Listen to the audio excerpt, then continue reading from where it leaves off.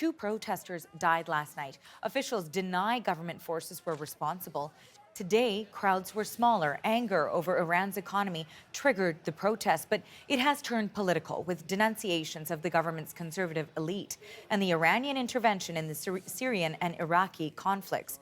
The elected reformist President Hassan Rouhani spoke publicly last hour, saying people had the right to protest, but not to the point of violence. The latest is that the demonstrations are continuing all over Iran. More demonstrations have started in new cities, that there were no demonstrations in the past 3 days. I'm sure we will see more demonstrations in the next few days. And the government has started to suppress the demonstrators in major cities, at least.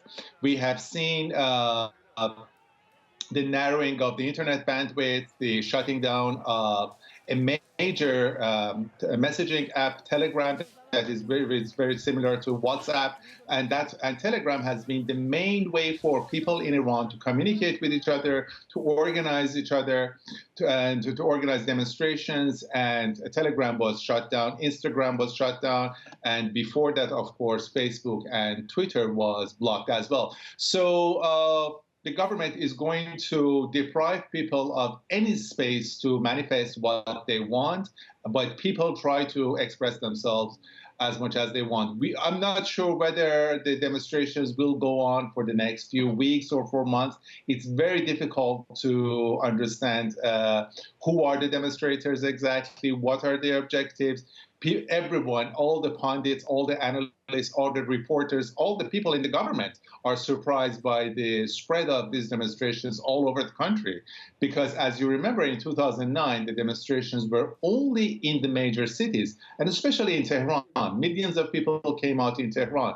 These days, the demonstrations are not as big as in 2009, but they are more widespread. So it's very difficult to predict what is going to happen in the next few days, weeks, or months.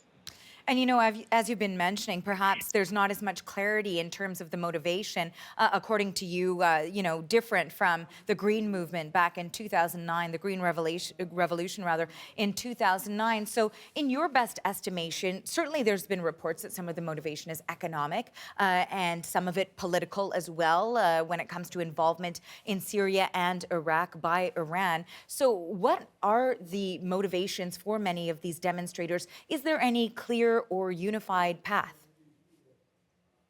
There is no clear motivation. The main motivation of those who come to the streets is frustration.